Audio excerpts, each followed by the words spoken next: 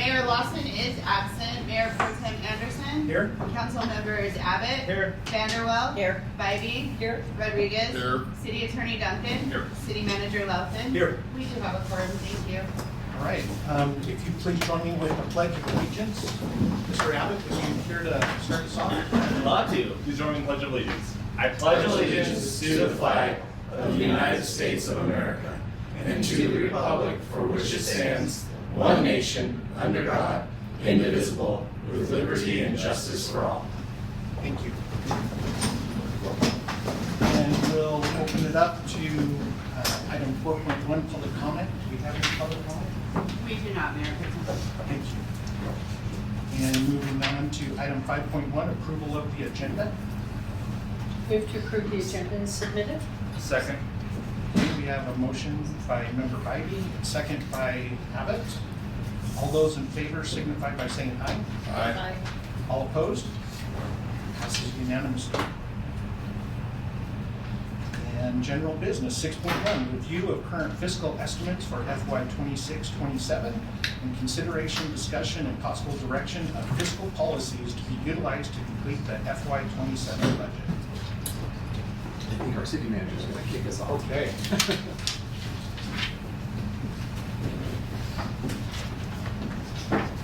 And then I'll correct everything that he says.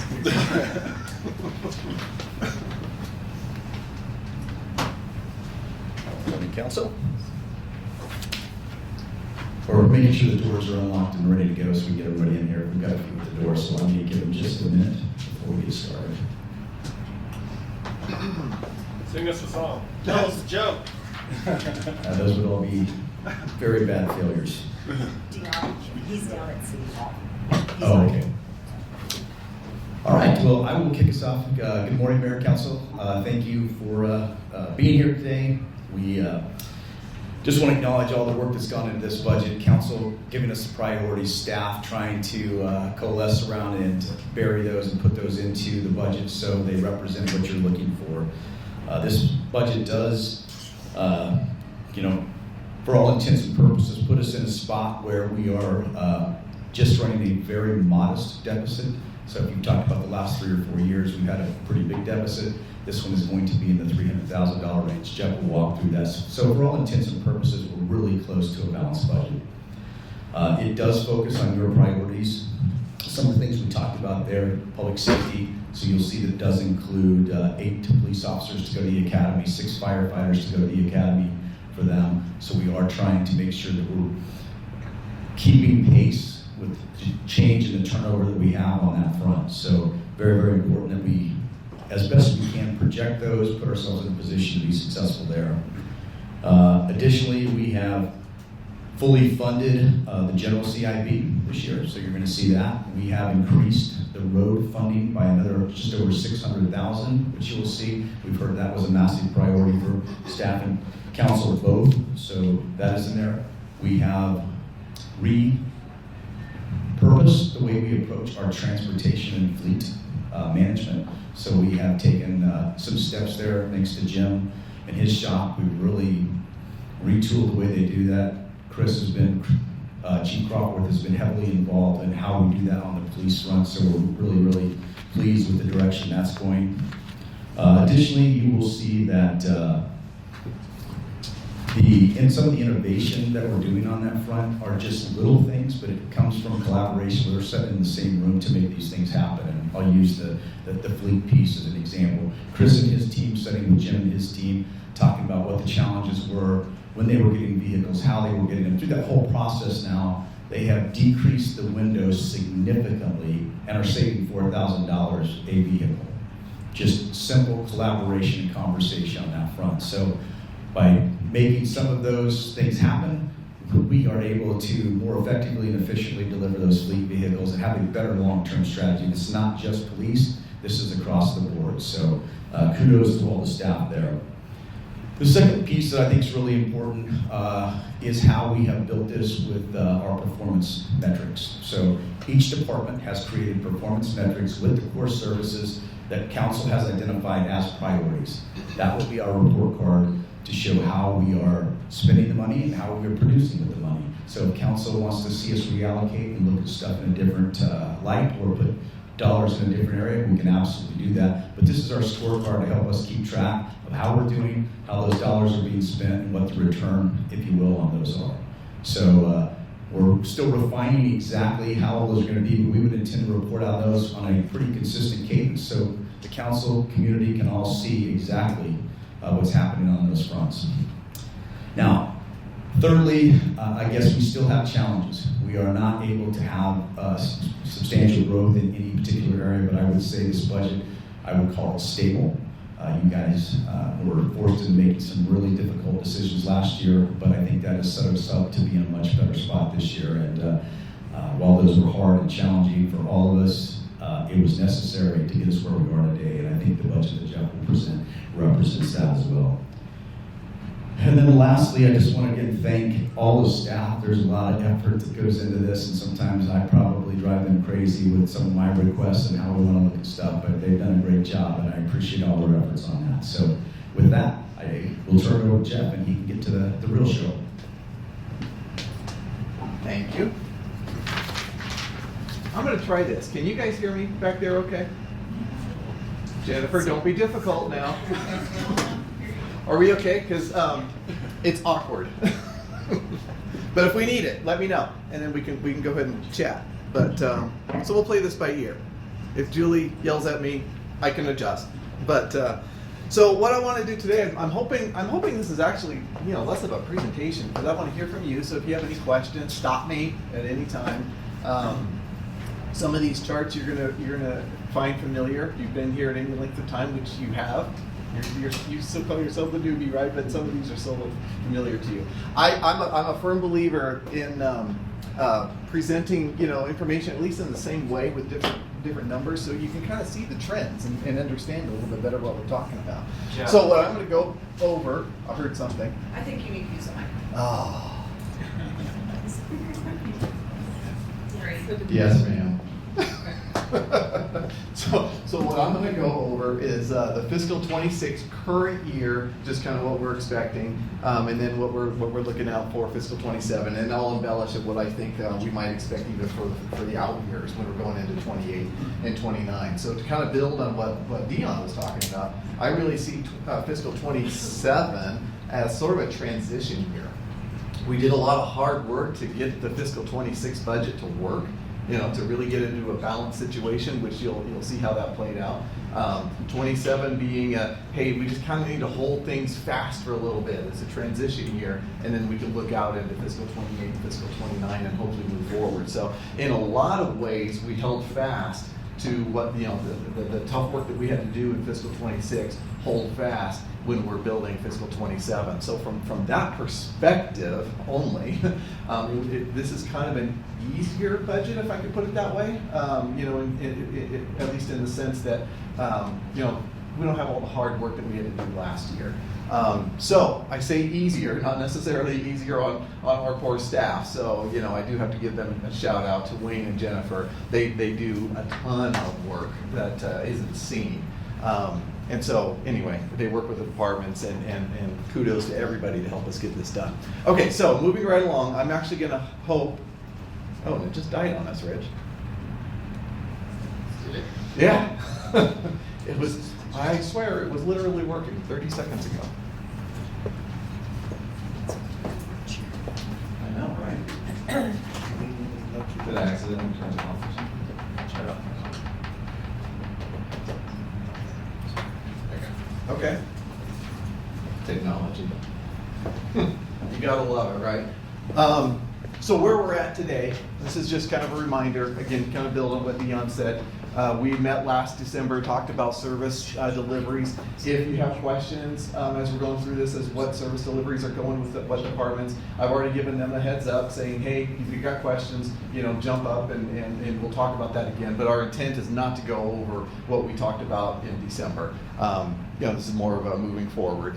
We had the CIP workshop. Today's the budget workshop, and what I'm presenting to you is the tentative budget, or the results from the tentative budget, which we have to file this week by state law. And so looking forward, come the second meeting in May, we'll have a public hearing on that tentative budget. again, as required by law. And then just as a heads up, that's a Tuesday, so just it's not our normal Mondays because that's a Memorial Day. And then again, also that same day, we'll be presenting the final budget. Our intent, our hope, it depends on our conversation today, is that what I'm presenting today will be the final budget. So, but that depends on the conversations that we're having here and any final direction that we may receive from you. So at the end of the day, this is your budget. But we built this tentative budget, and hopefully, like I said again, hopefully this is the final budget, but we built it based on the information, the feedback that we've gotten from you, both in December and then since then. So, with that being said, here just wanted to go over a little bit about what our current expectations are, looking at fiscal 27 budget, but here's the overall picture of just where our revenues are. I'm going to talk a little bit about the revenues, then I'm going to talk about some of our budget expense assumptions, then we're going to go into the fiscal policies, and that's really where I'm going to need your input as to, thumbs up, thumbs down, or some change as to what we want to do on the fiscal policies, or at least what we got proposed.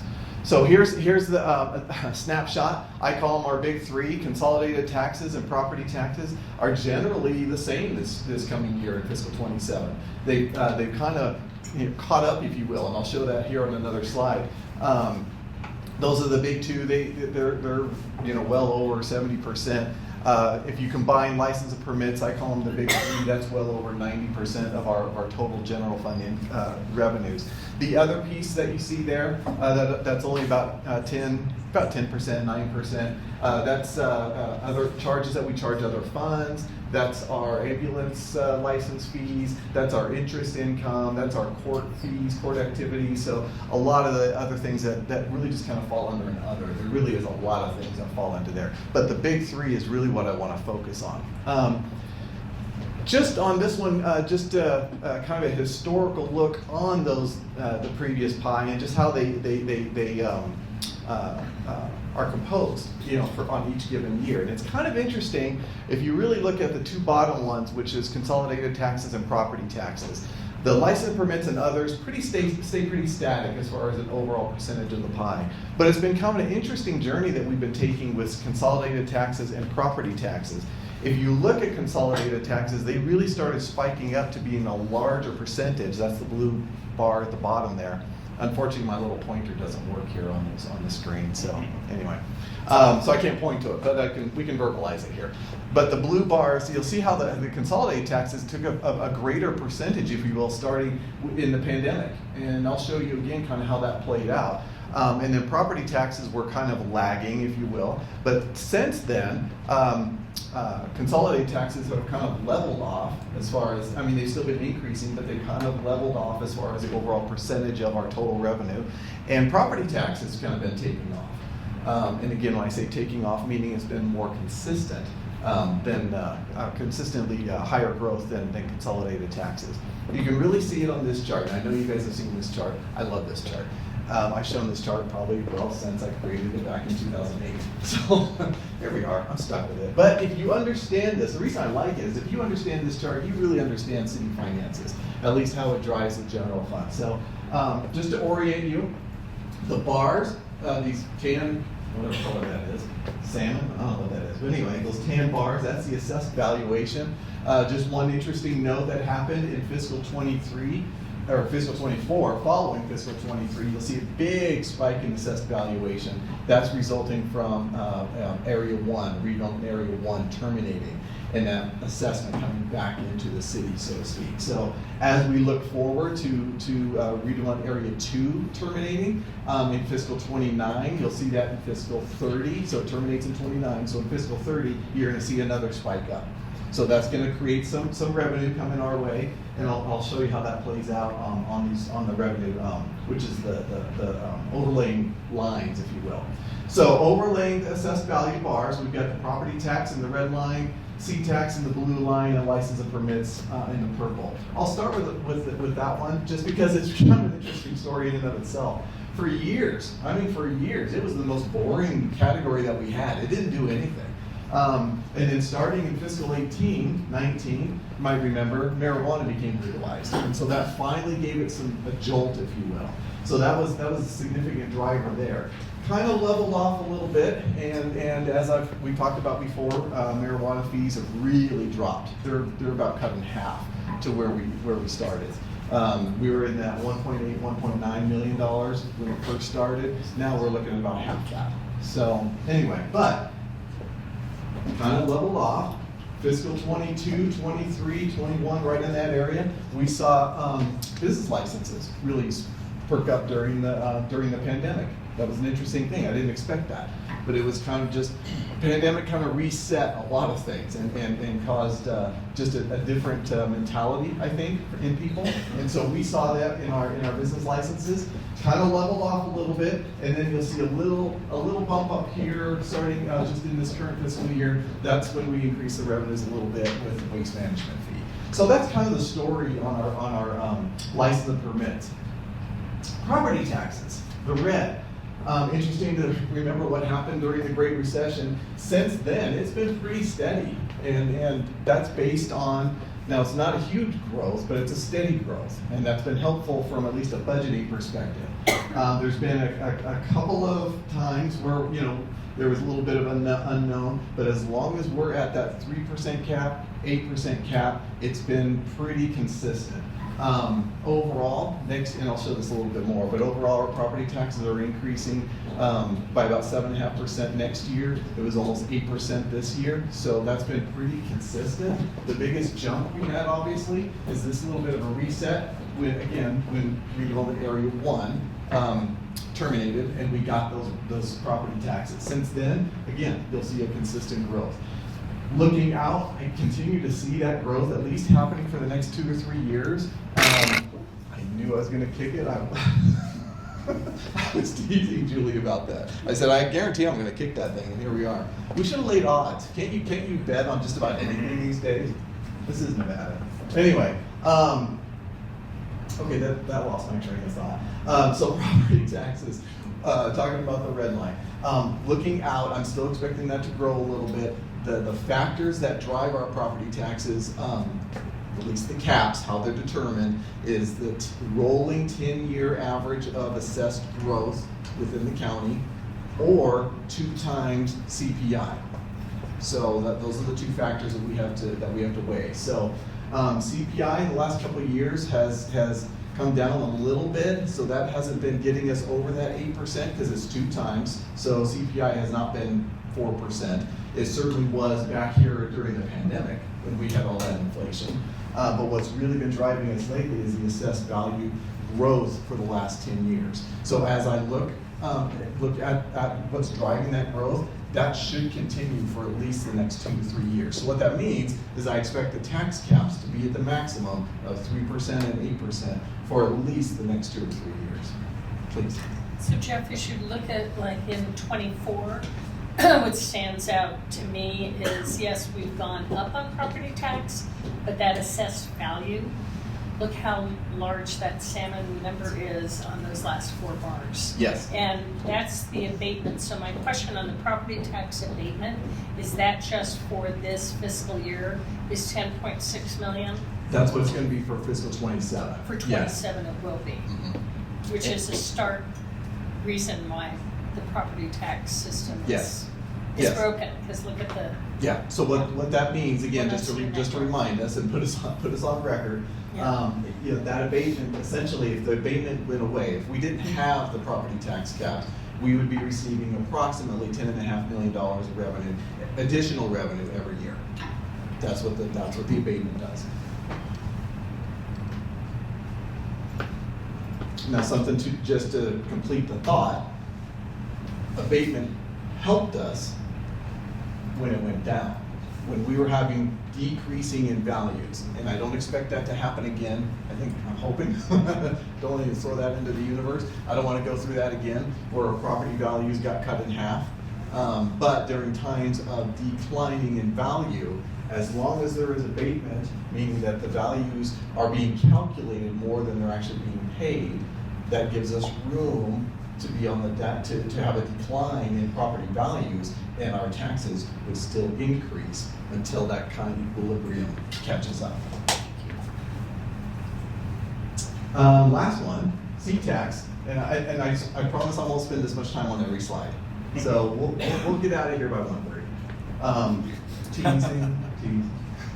No, this actually should be pretty quick, but I did want to spend some time on this slide because this really does tell us about our economy and just how our general fund works. The blue line, C-Tax, and I threw in a little trend line in there I'll talk about here in a second. C-Tax is much more volatile and responsive to the economy. C-Tax is essentially sales taxes. We had a great presentation, if you remember, from Jeremy Aguero last December that kind of walked us through that a little bit, also with property taxes. So I won't go into the components of C-Tax again, but over 80% of it is sales taxes. So as people spend, their money or don't spend their money, really drives that revenue. So you can see, compared to the other ones, it does kind of bounce around a little bit. Kind of an interesting one, not to get too fine, but this particular year, it kind of stopped doing the trend. That happened to be coming from a $25 million refund that went to AT&T based on a three-plus year audit that the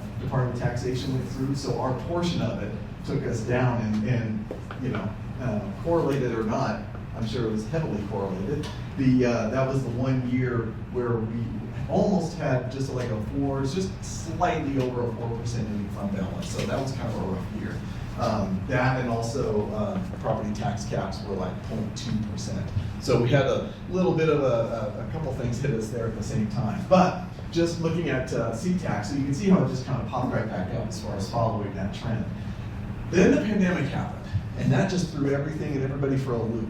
C-Tax all of a sudden became very difficult to project. Had this huge spike, which was completely unexpected, both at the time and even now. We look back at it and you're like, wow, that really changed behavior. But similar to how we saw a little bit increase on business licenses, we also saw a huge increase on C-Tax. So the question was, where do we go after that? What's going to happen when everybody kind of goes back? So there was a lot of emphasis on people buying more goods and not spending it on discretionary trips and gaming and tourism and different things. That all went down, but the purchase of goods went way up. So for our purposes for C-Tax, that really helped us during the pandemic. We were planning, if you recall, when we were here in fiscal 2021, we were planning for another recession at least, and we didn't know what to expect. But again, C-Tax performed quite well. Since then, you can see it leveled off. I'm thrilled that it leveled off. I was expecting that to come back down more quickly, more of an inverse V, if you will, and but it didn't. It leveled off. And if you look at the overall trend, which is this dotted blue line, it kind of came back to the trend, and that's where we're at right now. So at the end of the day, that's when you see property tax and C-Tax have kind of caught themselves up. So a lot of noise over the last 10, 15 plus years to get to the point where they're kind of performing in the same way that they were performing at key times during our history. So anyway, that's our general fund in a nutshell. Any questions on that before I move on? The expenditure side. What do we spend our money on? Well, we're a service organization. No surprise here. We spend it on salaries, wages, and benefits. More than 70-75% of our spend, overall spend, is traditionally in that. I'll talk about that here more in a second. But the other big pieces are non-discretionary services and supplies. Think fixed costs. Those are the areas that. Oh, okay. Those are the areas that a lot of departments can't control. I think utility costs and vehicle costs and things like that. To replace our fleet, some software costs, that kind of thing. Discretionary. This is a lot of what was presented in December as far as how the departments actually the money that they have available to do the discretionary things that they want to do. It's not a lot of money, but only about 9% of the pie, $10 million. But that's what we have to operate on, and from a non-fixed cost perspective. And then the transfers out, I didn't break that out for you, but they're pretty standard. Most of it goes to Parks and Rec, just to give them a general fund subsidy. We're looking at our fees in the Parks and Rec fund, but there will always be a subsidy, and there should be. you know, but it's a matter of how much subsidy. So that's staying flat this year, just so you know, from fiscal 26 to 27, that's about $2.5 million. The other transfers out, the big piece is for our capital piece, is really, and we're projecting to fully fund that this year, both for general purposes and then partial funding for IT systems, which we'll talk about when we get into the policies. This is by department, so just very briefly, again, our number one priority will always be public safety. So we spend 69% of the general fund. The other departments, I'm not gonna go over them, but the other departments break it out just pretty straightforward. We did break out in the current fiscal year, Parks and Rec from Community Services, Information Technology, Human Resources, those are all new departments from a reporting out perspective. But so it's just a little shuffling, but at the end of the day, the split is the same, and especially how much we spend on public safety. Okay, this is kind of pulling everything together. Revenues, expenditures, fund balance on a historical, at least, you know, going back 20 years. The key takeaway, again, just to orient yourself with the chart, the bars on this one is our total expenditures and transfers out. The blue bar, or I'm sorry, that tan bar, whatever it is the expenditure transferred out. The blue bar is our fund balance, and the revenues is indicated by that green line there. So anytime you see the tan bar, the expenditures, greater pop up over that line, that means we're in a deficit spending. So we've been in a deficit spend for a long time. Some of those years, well, all the years were planned. Some of the years more planned than others, especially right in here, starting fiscal 21, 22, 23. A lot of things were going on then, if you remember. So not only was inflation extremely high, we were also spending CARES money. So CARES and ARPA, the ARPA Act, that gave us a big influx of, about $35+ million, an influx of revenue that drove our fund balance up. But we had to, and it was kind of a good thing, kind of, because it also caused some of the inflation that we saw. But that inflation, then we started spending it, and that's when we were really battling that deficit, that structural deficit that we had. That caught up to us in fiscal 26. So at the end of the day, we had the revenues, or the resources, I guess I should say, coming from CARES and ARPA, and at the end of the day, those deficits really drove it down quickly. And we couldn't sustain that. So obviously we had to get those expenditures back in line. That's what we did in fiscal 26, and that's what we're doing in fiscal 27, holding flat. So this, when you're looking at the ending fund balance, is stable. And that's what we're trying to accomplish, stability right now. So we were in an unstable situation when, you know, we're having these large deficits, and that's where we find ourselves now. Okay. Just some key assumptions before we get into the policies. Just to kind of say, hey, how did we get here? This is for fiscal 27. I talked about a little bit about the revenue, so the big pieces on the revenue, but total revenue is going to increase, we think, about 4.6%, $5.2 million. Property tax increase 7.5%. That's coming off of about 8% this year. City tax has been performing very well lately, so we're actually seeing about a 4.6% increase the current year, followed by a 3% increase next year is what we're expecting. So I don't do this in a vacuum. I always check with my peers, and we're all, when I say we, Reno, Washoe County, we're all the recipients of the C tax, and we're all projecting about the same. So it was kind of funny. We did that individually, and we checked with ourselves, said, hey, where are your projections? And we all came in about the same numbers. It was kind of amazing to see them come together like that. Some other things that we're just seeing, this isn't everything, this is just some of the highlights. But the ground, the GMT, the ground emergency medical transportation, we're expecting that to come in at about $380,000. That's the initial year. So we're not gonna, that's based on numbers that we are applying for and that we submit on our report from 2025, so fiscal 25, but we don't receive it until fiscal 27. So call it 380, 400,000 if you want to round it. The revenue that we receive from ambulance billing is about $600,000. So total cost to the ambulance is about $1.2 million. So it's not quite revenue neutral. I knew it. I'd do it again. Not quite cost neutral, but it's close. We're also looking at policies which we'll dive into a little bit more in detail, but policy 4, we're looking to recommit some dollars from our business license fees to the stabilization fund. We'll talk about that here more in a second. And then changing fiscal policies 3 and 7, as the city manager mentioned, to funnel more funds into the road fund that we know we need to do. And again, we'll talk more detail on that. Any thoughts before I dive into expenditures, or yeah, please. I actually do have it. Can we go back to the slide? Yeah. That shows by fund, by department. Whoop, like that. So obviously, I wish we could do more for all of them. But I do have a couple questions. This might be for This one in particular, by the way. right. Yeah, that's my key.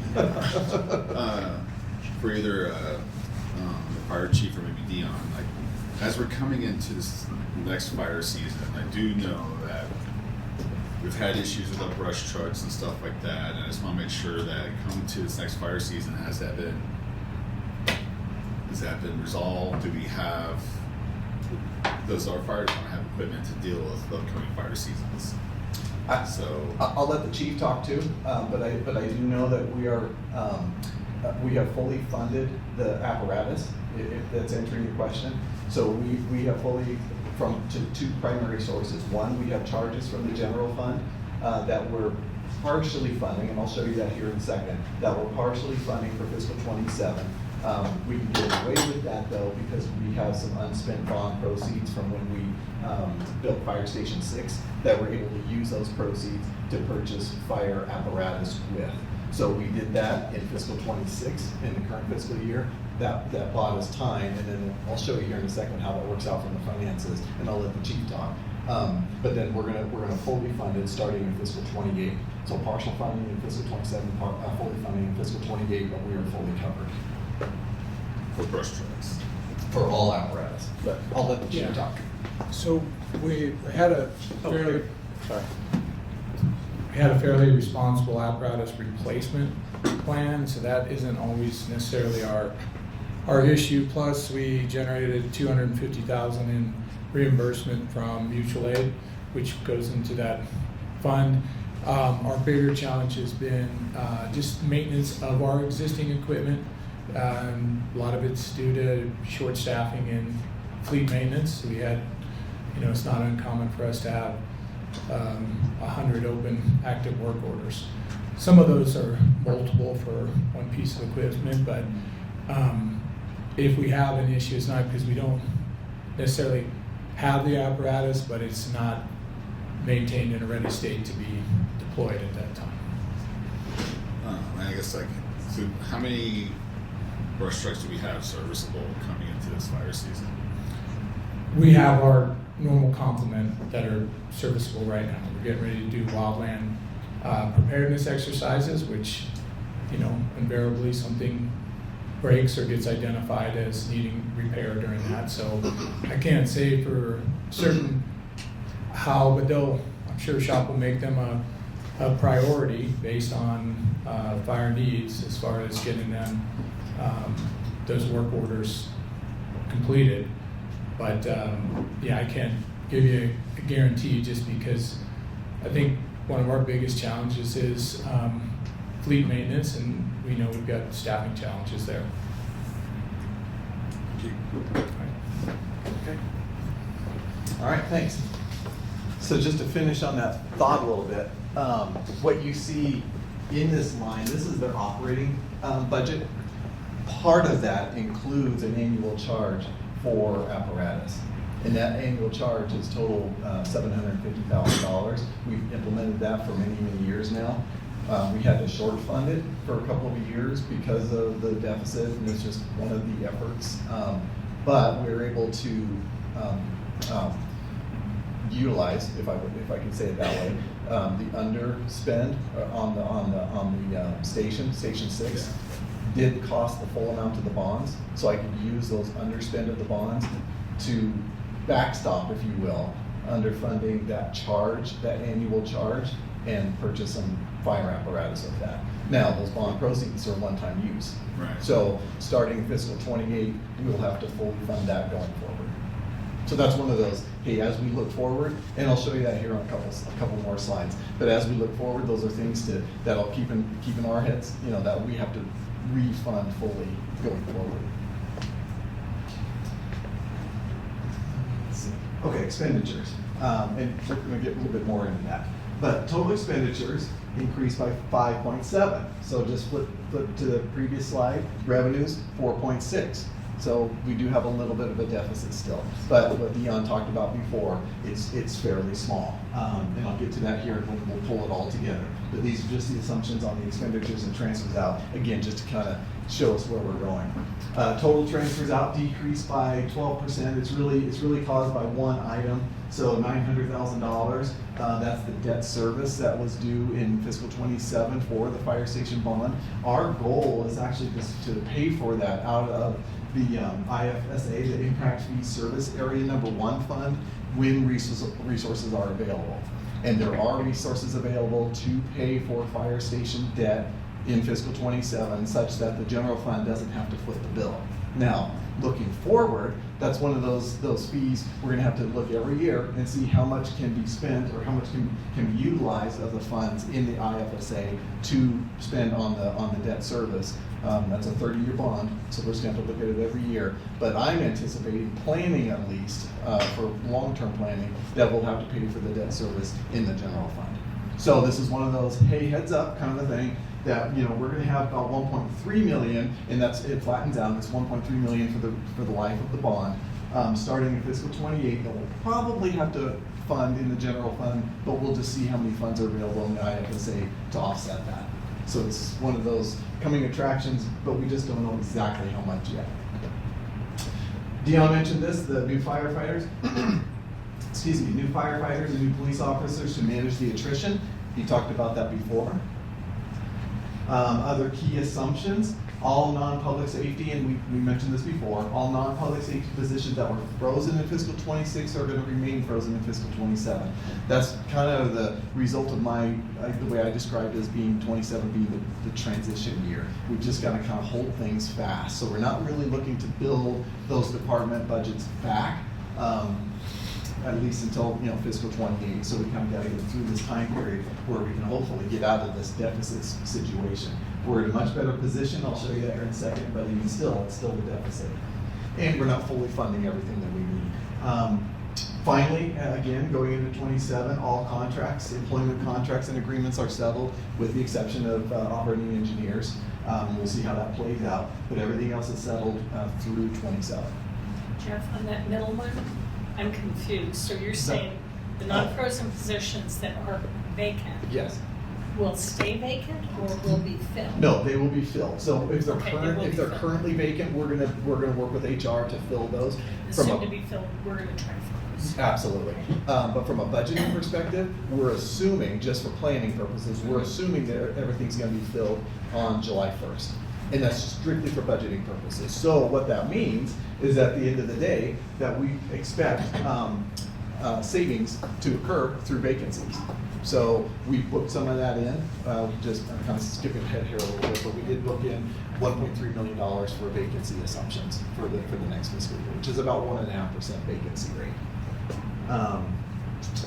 Finally, on the benefit side, no change in the health insurance premium is what we're recommending for this next fiscal year. Essentially, the fund is healthy, so from a fiscal perspective, meaning it has resources in the fund. It's still a very expensive plan, and we have a small plan, so that can change very quickly. But we have had a few good years actually, where we're providing, you know, we ended fiscal 25 that we can provide 10 months worth of coverage. That's very healthy from a fund balance perspective. So it's a fund that we watch very closely, but we aren't expecting, and working with our brokers as far as the expense trend, it makes sense to this next year not have a premium increase or change. No change in PERS contribution rates. That's just a cycle of things. So we'll hear this coming fall, probably in November, what the rates will be for next fiscal year. The legislature always approves the contribution rates. They really have no choice to do anything but approve what the actuaries will present to the PERS board. So we hear the result from that's presented to the PERS board in that November timeframe whenever they meet. So we'll get a heads up and we'll get a jump on what those rate increases will be. The legislature really has no opportunity or no other option other than to approve what the PERS board puts through, and the PERS board can't really do anything other than what the actuaries say. So the actuaries really drive this process. So we don't know what the increase will be, but I imagine it's going to be a couple of percentage points at least. That wouldn't take effect until FY '28. I was just going to say that. Yep, the new rates will be approved in by the in the 2027 legislative session to be effective starting January 1st, 2027, which is our fiscal 28, and it'll last for 2 years.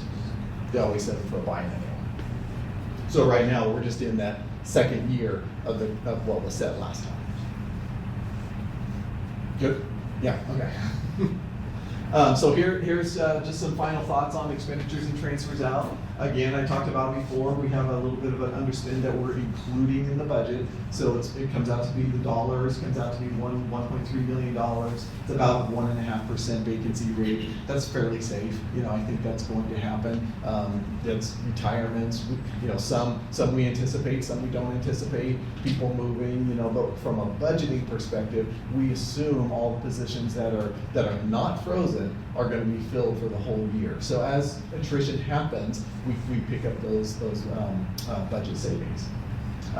Then there's some on the service and supplies on the discretional that I talked about before. Again, here's that $400,000 that we were talking about before that we reinstituted. We took it out in fiscal 26 completely. This is that $750,000 charge that is a charge to the department, to the fire department fund, to fund their vehicles. Okay, so we do that every year, and that helps us plan for the next 10 to 20 years all the apparatus, which is why we don't have to finance them. We're self-funding them. So we implemented that program, probably 10, 15 years ago now. It's worked very well for us. But during those times of really steep deficits, we had to do things that we didn't want to do. We were fortunate, though, that the timing of such that we also issued bonds that I could use to build the Fire Station 6. We didn't need the full amount of the bonds. I could use some of those to help offset that charge and make sure that we are buying all our apparatus. So, all that to say, we're partially reinstating this $750,000 in fiscal 27. Just even though we still have a little bit of a deficit, we gotta keep moving forward on some things so that next year and going forward, we can reinstitute that fully and get back on our plan once all the bond proceeds are gone, and now we can get back onto our funding process. $400,000 on citywide technology refresh. That's, you'll see it's the same dollar amount, but it is something, it's different. This is the laptops that, Rich can tell you a little bit better, but this is the laptops, this is the monitors, this is the desktops, all the technology refresh. We moved that, this is part of our policy change. We moved that into the IT operational budget this year, and that happens to be $400,000 this year. So it's new, it's just shifting money. We used to do it as a transfer out, now it's just part of the expenditures.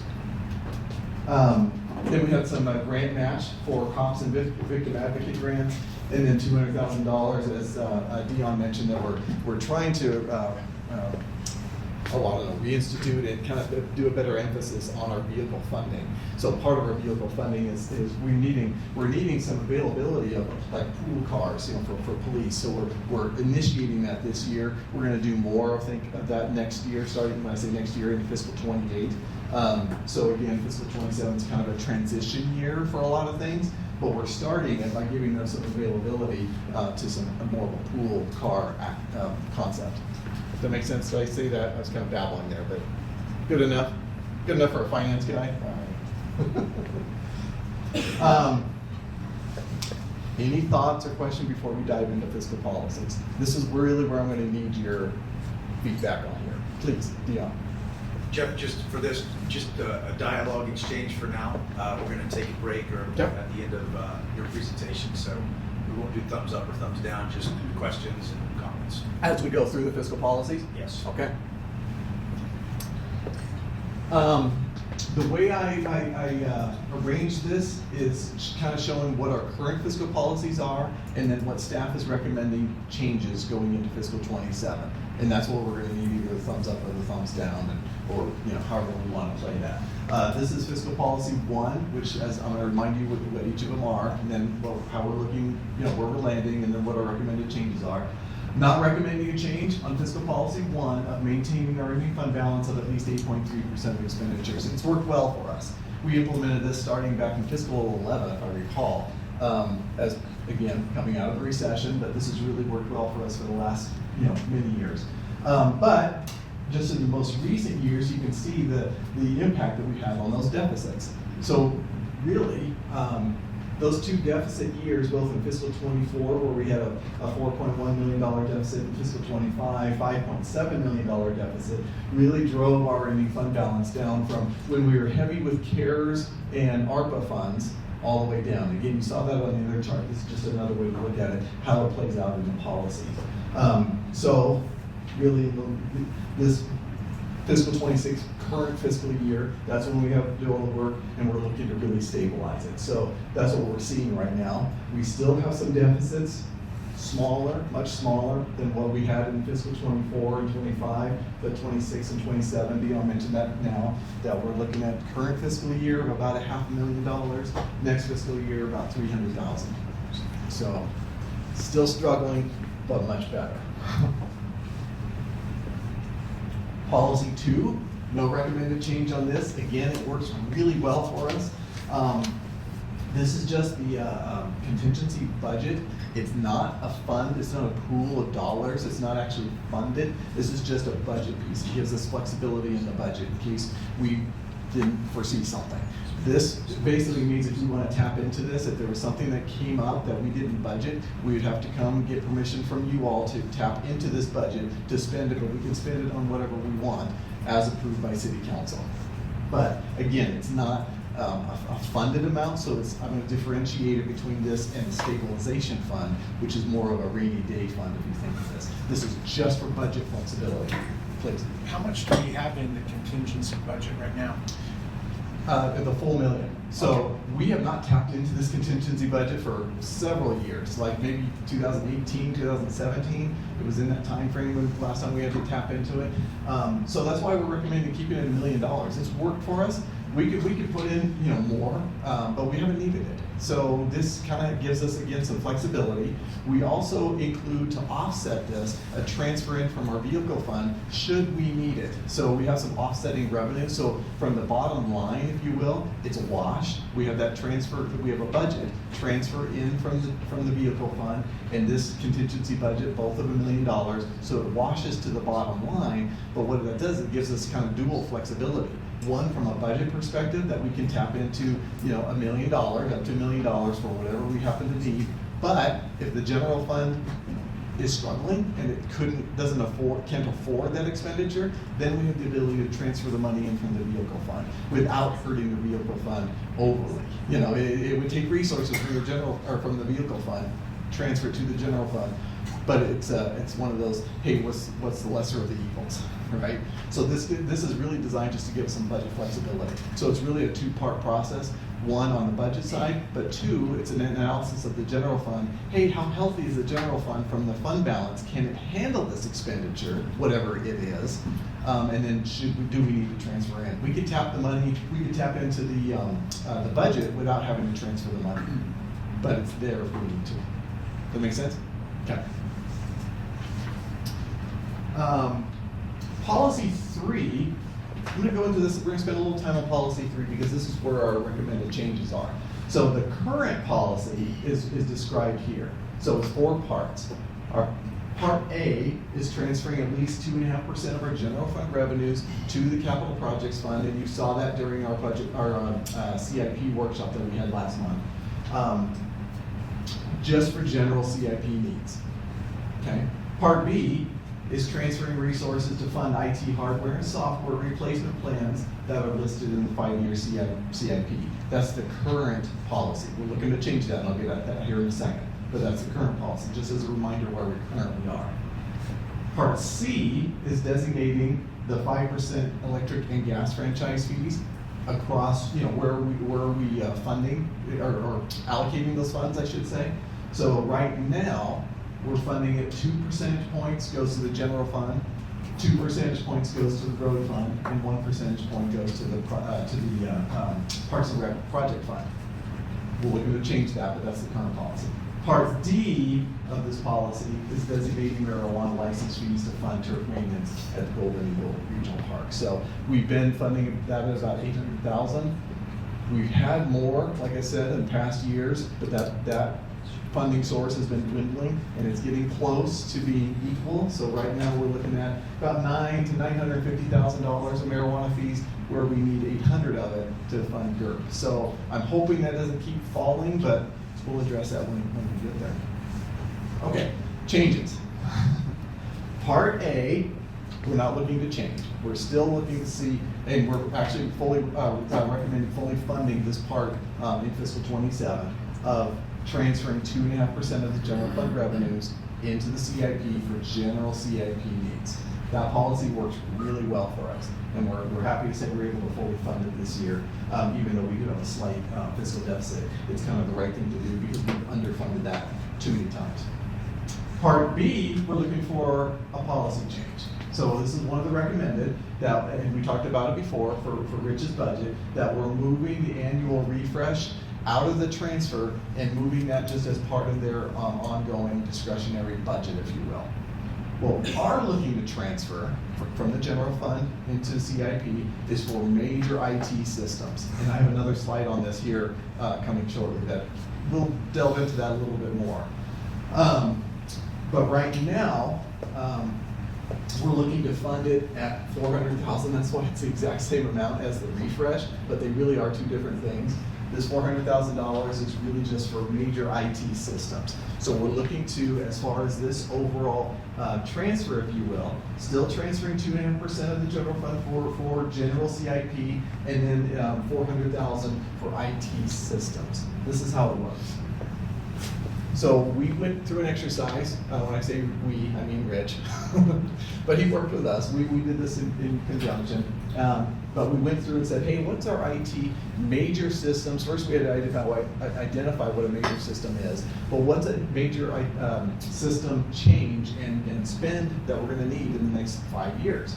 So we came up with some ideas. We don't need anything in fiscal 27, which is nice, but we do have some coming up here in these out years. Not too much in 28 or 29, but when we're getting into fiscal 30 and 31, we've got some pretty large expenditures anticipated. And right now, these are guesses.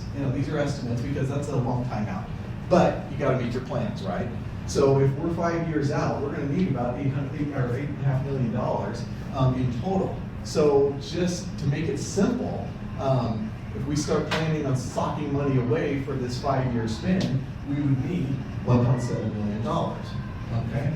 Well, we can't afford $1.7 million going into fiscal 27, but we don't need $1.7 million right away. It gives us time. So it's one of those, let's start by funding it. That's why we're proposing funding it by $400,000, starting it, knowing that we're kind of starting from behind a little bit, and we need to play some catch up. So we have a little bit of a shortfall from our overall 5-year funding plan, but I have a plan for that. If we're smart with our city hall and court assets, I'm hoping if we're able to build a new city hall somewhere around this time frame, maybe late calendar year 2028. So we're kind of getting into this fiscal 29 time period. Kind of depends on construction and all that. But if we're able to sell city hall or that parcel in the court and get some resources there, we can offset this $8.5 million by whatever either we pull in or whatever we're willing to allocate from those sales for this purpose. So this is my intention of just throwing it out there from a staff perspective, saying this is what I would like to see, but future discussions. Does that make sense? Okay. So that's one policy change that we're looking to accomplish.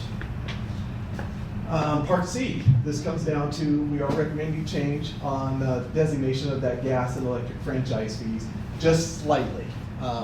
And this correlates also to a policy that we implemented last year to fund or to funnel more resources to the road fund. okay? So what we're looking, I keep remembering, I can't point to this thing, because it doesn't show up. What we're hoping to do right now, if you remember, our current funding is 2% general fund, 2% road fund. We're looking to shift that a little bit, so it's a 0.5 percentage point going from the general fund to the road fund and changing that allocation slightly. So even the slight change though will funnel about $619,000. That's what came down from the budget. We'll see what it actually comes out to be. But for budget purposes, it was $619,000 of additional general fund revenue that would be going to the road fund. Does that make sense? Okay. This is me talking out loud, looking forward. I'm anticipating we probably want to move another 0.5% starting in fiscal 28. So a total of about $1.2 million. Maybe we want to do more, willing to analyze that, but these are slow increments to get us there. And Jeff, that'd be another 0.5% from general fund to road Yes. fund, correct? Yes. And So in 28, if we go that route, it would look like 1, 3, and 1. And then, other question, on the electric and gas franchise fees, I know we also have like waste management franchise fees that just go straight to our general fund. They do. Is there a reason why we, not advocating for this, but why we didn't put that franchise fee into this pot? Just because we focused on making that a general fund resource. Okay, There's no reason that we couldn't though. gotcha.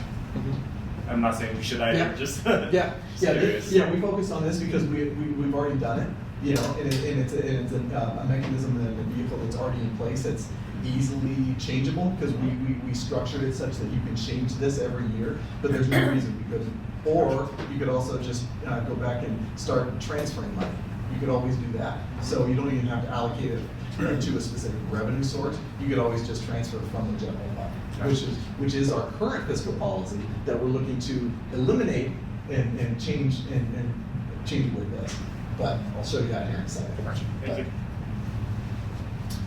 And then part D, again, no recommended change on the last part of fiscal policy 3, such that we're still wanting to allocate $800,000 of the marijuana fee revenue for GERB turf. Jeff, what is the total anticipated marijuana tax? Are we still using some It's about- for IT or our needs of per hire? So what is the total amount that? Yeah, the marijuana, we're anticipating $900,000 to $950,000 next year. So it's been dropping every year. I hope that stops, but it's been pretty consistent on dropping pretty significantly. Jeff, is that just for like marijuana dispensaries and sparks, or is that kind of like, you know, with seed tax, does that all go up to state and get divvied up, or is that like, does Reno, like better words, does Reno pot money stay in Reno, does Sparks pot money stay in Sparks? It does. I mean, so these are licensing fees. So Okay. these are Sparks licensing fees. Okay. Is Reno or Washoe kind of seem the same, or is that just because there's been more dispensaries? It's actually nationwide. I mean, it's everywhere. So, I mean, I can speculate. Not a user, so I have to speculate. So, on record. But, you know, I'm thinking. I'd be more happy if you were. Right. We need to change that, we need to use the revenue. This would be a much different, much more relaxed presentation. Might take a little longer. My thinking and just what I've been reading, you know, I think you had that, not to sound silly, but you had that initial high, right? You had that initial euphoria. But there were other options that came into play. You know, once everything became legal, the customer has a choice now, right? We have one area that's highly regulated and highly taxed, right? That's kind of what we have right now. You probably are more confident, or should be, I suppose, because it is regulated, that the quality of the product. But the black market is still there and can make it cheaper. So you as a consumer have a choice to make. Soup. That's my guess. You're not wrong. With, I guess for like I'm hungry curb, too. I know we're talking about like increasing like some of the parks fees and stuff like that. So apologize if I missed it. Have you hit that yet, or is there an offset? No, and I'm not covering that specifically. I can certainly have Nancy talk, if you'd like, on specific park recreation fees, because we are looking at that, because that is our last fiscal policy that will touch base, is to review all the city fees. I did not present any new fees, because they're kind of all of them that are being reviewed. So we're going to present, when I say we, I mean staff will present, and when I say staff, I mean Nancy. Sorry, Nancy, that's how it is. But as staff reviews fees and looks to what's reasonable and not reasonable, maybe a change needs to happen, maybe a change doesn't need to happen, those are going to be presented throughout the year. So it's not really an annual look per se, it's an ongoing process. So as a for example though, when I did the transfer and doing our estimates and working with Nancy doing our transfer or subsidy from the general fund to the Parks and Rec fund, we are taking that into consideration that those fees will happen, but a lot of them haven't, or it will take time to weave into the system. But I'm holding that transfer flat from fiscal 26 to 27, even though there are inflationary costs that need to be taken into consideration. And we'll see how the revenues come in. But those are ones that are actively being looked at. Thanks. Okay. Okay, policy 4. No recommended change on this policy. This is the one where I was distinguishing between the stabilization fund and the contingency budget. So the contingency budget, to remind ourselves, is just a budget value. It's not really a dollar. There's no dollar attached to that. It's just a budget. This is just the opposite. There are funds into a separate fund that we're socking money away, called a rainy day fund, right? Trying to remember when we reduced this almost down to zero. It was like 2017, fiscal 17, fiscal 18, that time period. Since then, we wanted to build it back up. And this can be used as a reminder. Really, it's pretty restricted. We can only tap into this for 2 specific reasons. One, for on the fiscal stability, which is in line with state law, only when our revenues fall 4% or more from the previous fiscal year. Very specific. The second way, and really the more realistic way that we're going to tap into this, is if we have a declared emergency. So that could be for flood, could be for fiscal, could be for earthquake, whatever it happens to be. That's how we tap into it. So what we've been doing since we drained it back in 2017-18 was committing slowly to build it back up. And the last several years we've been putting in $250,000. We stopped that in fiscal 26. Again, one of our efforts, one of the many efforts to mitigate that deficit. But we want to reinstitute that going forward. So we have some money set aside, so we're looking to build this back up such that it has about $2.7 million for fiscal 27 by the end of fiscal 27. I'm talking about the fund balance. But we're trying to build that up so that we've got about 4% of expenditures, which will equate to about $4 to $5 million in the future, once we kind of get there. So that's kind of our goal. So again, kind of following the same logic in a lot of these areas, you'll see a recurring theme. We're trying to refund, if you will, slowly on some of these, whether it be for vehicles or the CIP, and the stabilization fund as well. Reinstitute these things because these are important items. So we're doing okay in this area, and this is one of those areas that it's kind of like a savings account. What makes you most comfortable? And that's a very individual feeling, if you will. So, but from a fiscal analysis, I'm shooting for a recommendation of about 4% of expenditures, or about $4 to $5 million.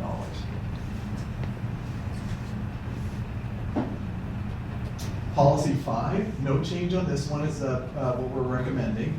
The formal policy that our personnel costs don't exceed 75% of general fund revenues. And again, this is why. So if you look back at our immediate history, we were doing pretty good back in, again, the high water marks, if you will, from our fund balance. But then, when things started getting expensive for us again, you see the direct correlation. When our personnel costs get high, and this has happened historically, time and time again, when we get into trouble financially is when our personnel costs, as a percentage of our overall revenues, tend to get high. Now, in the recession, we were closer to 90%. So even though we faced these fiscal deficits, it was different. You know, it was a little bit different. It wasn't quite as severe. As bad as it wasn't as severe as that Great Recession, which we had to, anyway, we had a lot of things going on in the Great Recession. But at the end of the day, where we're at right now, much more improved. And so that was the hard work that we had to do in fiscal 26. So again, that's why I'd like to give a shout out to my team, because I know we're a little understaffed and we're working hard, and they're doing a lot of great things. But we have to do this in order to get our fiscal house in order. So no recommended change. It's working well for us, but again, for your blessing. Jeff, on those Yes. fiscal year 24 and 25, was it because our personnel costs are still pretty fixed and we didn't have, our other revenue was down, that the percentage was higher? It wasn't down, but it wasn't as high as our expenditure went. So revenue, it was one of those things. Remember how we always saw our revenues were increasing, but not keeping up with the inflation that we were seeing. And that's coming out of, I mean, in the summer of 22? I think it was the summer of 22 or 21, and I'm getting my dates mixed up. When the national recession when the national inflation drove up to over 9%. I mean, those were just crazy numbers that we had to deal with. Part of the problem, you know, and I'll just be honest here, was when we have our settled contracts, it's very difficult to negotiate when you've got a really high fund balance. Thank you, CARES, thank you, ARPA funds. We had a really high fund balance and really high inflation. That's hard to, you know, negotiate anything, and it doesn't make sense to do so anyway, because people are fighting that inflation in their own pocketbook. So, you know, you need to funnel those funds in order to make sure that your employees can, you know, keep buying food and such. So it was a real problem. So that's what drove this. So high fixed costs, even though our revenues were increasing. So that's when we got down to fiscal 26, we had to reset that. And that was just the hard work. Not easy. Let's not do that again, right? This is just a kind of reminder. It is a fiscal policy as to how are we funding our benefit liabilities. These are long-term liabilities, 30, 40, 50-year long-term liabilities. Some not so long. Sick leave conversion, we pay that every year. Workers' comp, we pay that every year. We pay these every year, a portion of it. This is just the actuarially determined liability that we have at any given point in time. So we do that analysis every fiscal year to end our fiscal year. So the most recent data we have is when we closed out our full fiscal year of fiscal 25. We'll do that again for 26, 27. There is one new one that came up in fiscal 25. So we now have 2 pension plans. So a little bit of a background on this. This is for police retirees who are eligible. There's an eligibility piece, I believe, correct me if I'm wrong, Allison, they have to be here for 20 years, and then they get a stipend. It's essentially a cash payment of that's equal to 70% of the health insurance cost for the full family. So they get, just if you meet the eligibility requirements, you get 70% of it. The idea, when we negotiated and settled this, the idea was to provide resources in retirement years for health insurance purposes. That's why it's tied to health insurance. So whatever the health insurance amount, they get 70% of that. That goes down to, I think it's 50% once they hit Medicare age at age 65, but they'll get that then the rest of their life. So why we're calling that a stipend, pension though, is because at the end of the day, it's a cash payment. Even though it's designed to give you some resources for health insurance purposes, at the end of the day, I'm cutting you a check, and it's taxable. I give them a W-2 at the end of the year.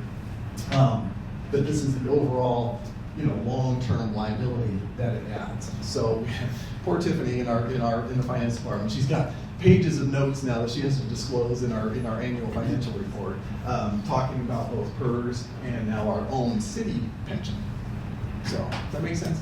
Because it's new this year. So the PERS pension, what this is, that's the biggest number on here by far. I talked about that before. That's really kind of a false number, but this is Sparks' portion that's allocated to Sparks of the overall underfunded portion of PERS liability. So right now they're at about 75% funded, so 25% underfunded. So our part of that is $129 million. Now, every agency in the state has to do that, so these are really, really big numbers. So, but at the end of the day, the reason I call it's not really a true liability for us. I will never cut a retirement check, other than this one, but I will never cut a PERS retirement check for a PERS retiree. We'll never get a check from Sparks, but we have to put it on our books. But it's still a reminder, it's a big liability that we have, just like all these others that we pay as you go. So the fiscal policy is really just a reminder that these are out there and these are real dollars, but we're paying as we go. We're not, meaning we're not setting up another fund to separately fund it, we're just paying it as the liabilities come up each year. Make sense? That's the real boring stuff. Policy 7, this is the one that we're looking to replace. So this was the one that we had set it up. We only did it for 1 year.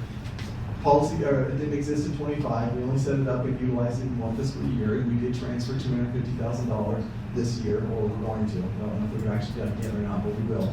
But in fiscal 27, that's when we're looking to shift the franchise fees and eliminate this policy. So it's kind of doing the same thing. It's just now folding it into a pre-existing policy and kind of shortening our policies. Okay? And then the last one, of course, is just what we talked about before, review all the city fees. And, as they are deemed to say, hey, maybe we can address this area, maybe not, bring it to your attention for your blessing or, what have you. So this will now become our policy number 7 going forward. Okay? This is what it looks like. So come to the end of the stuff here. This is the good stuff. Sorry, this is a little bit long. I think hopefully you can see this, but again, this is just a snapshot of the general fund financials. It's the P&L, profit loss statement, if you will. Total resources, total revenues, total uses, expenditures, and transfers. There's that contingency budget. You see that we haven't used it actually, but we're going to put it in the budget. Then our fund balances, and then how the policies play out each fiscal year, and the trend, for at least since 2024, and then what we're anticipating going through fiscal 27.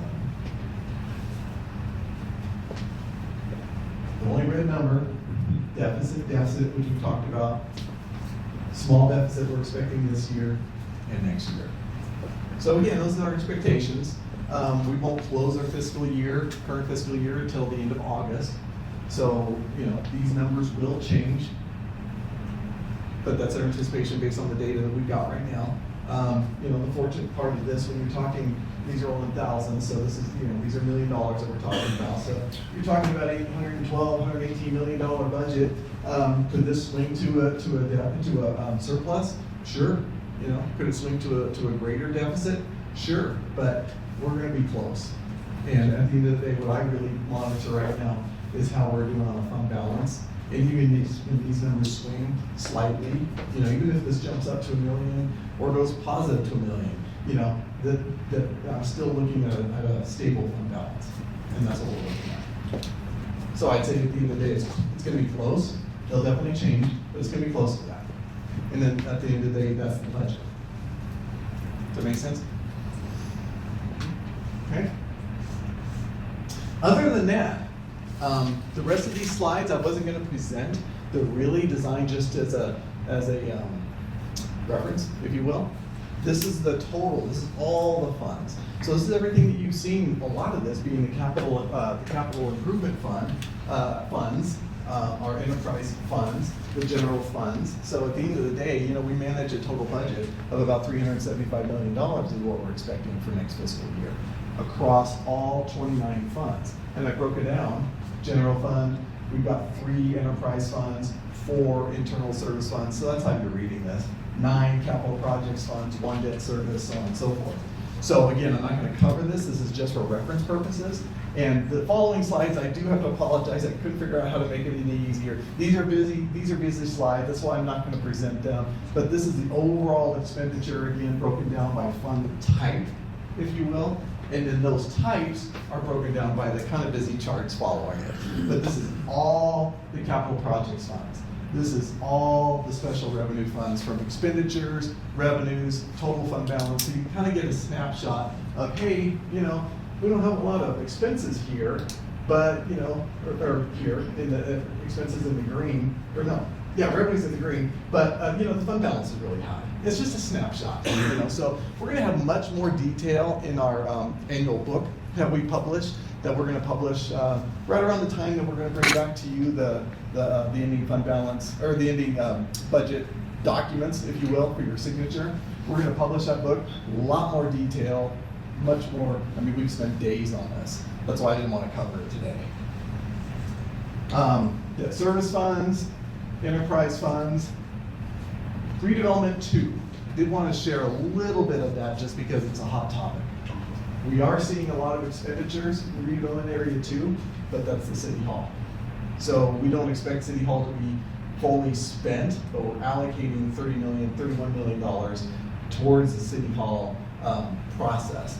I don't expect $31 million to be spent next year, but it's allocated, okay? So at the end of the day, we're gonna end up with a ending fund balance. But going forward, we're looking into fiscal 2028 and 29, when the redevelopment area terminates, we're gonna get $8.6 million per year. So we're gonna cash fund this. We're gonna cash fund the city hall, so.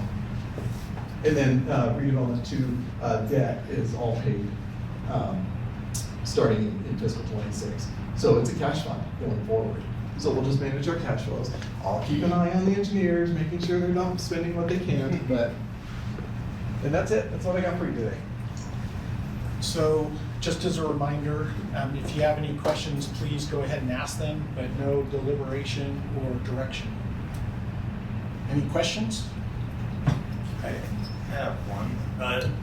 Not so much on this budget, is more maybe it's the interesting idea I got asked the other day. Could the city create a foundation to, like, say, I think like university or the library system runs a library? Could we do a City of Sparks Foundation? Is that legal? Yeah, we could. Okay. I was just thinking, I don't know, I saw the grants and donations that reminded me that. I'm not saying I don't know anyone that wants to donate more tax dollars to us, but and that's how we handle, that's what we call it, both gifts and donations in that particular fund.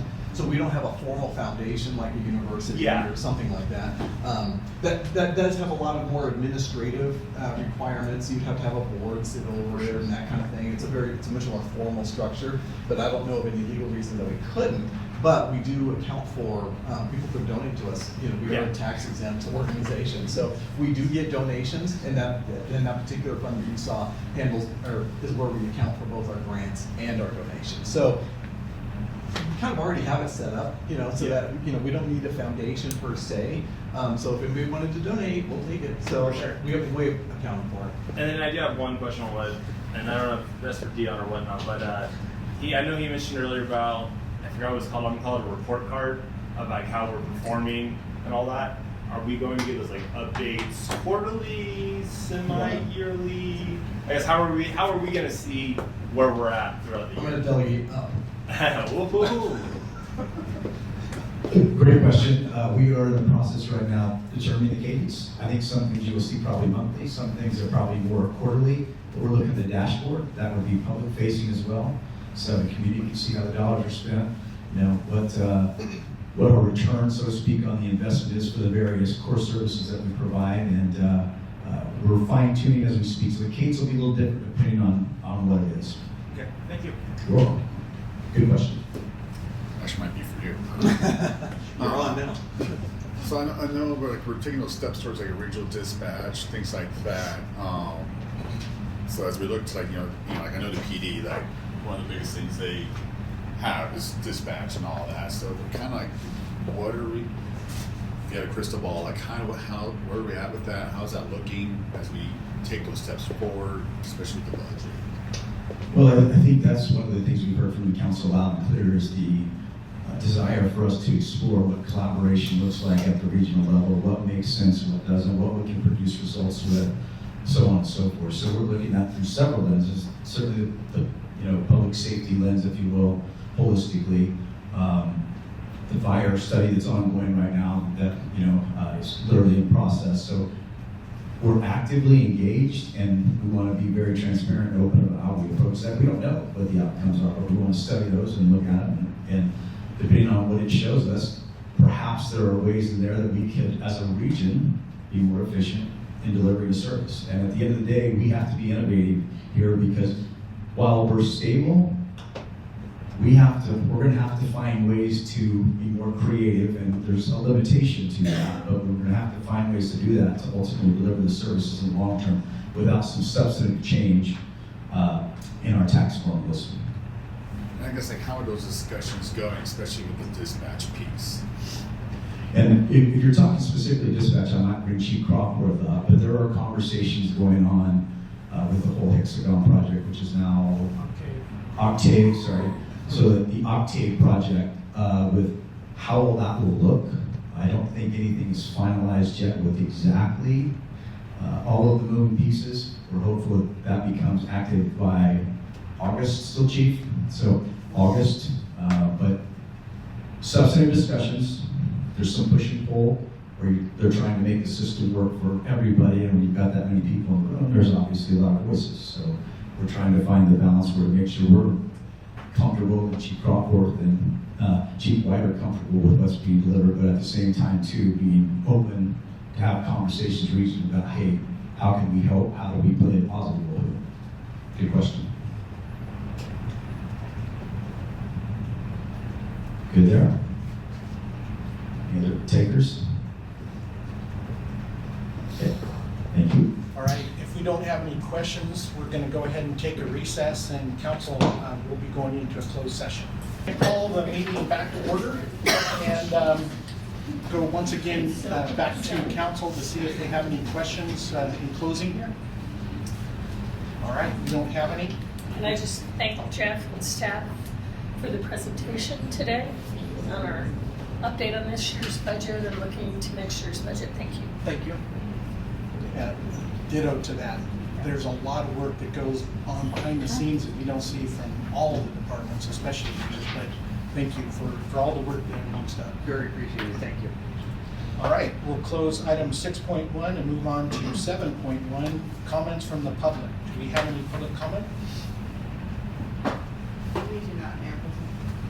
All right, with that then, we'll move on to 7.2, announcement from mayor, city council, city manager. Just for my chair, thank you all for the feedback, helping us put this together. It's very, very valuable to get that on the front side, so as we go in to craft this, it allows us to try to bring something to you that's representative of what you're looking for. Thank you. City council? All right, with that then, we're going to go ahead and adjourn. Thank you.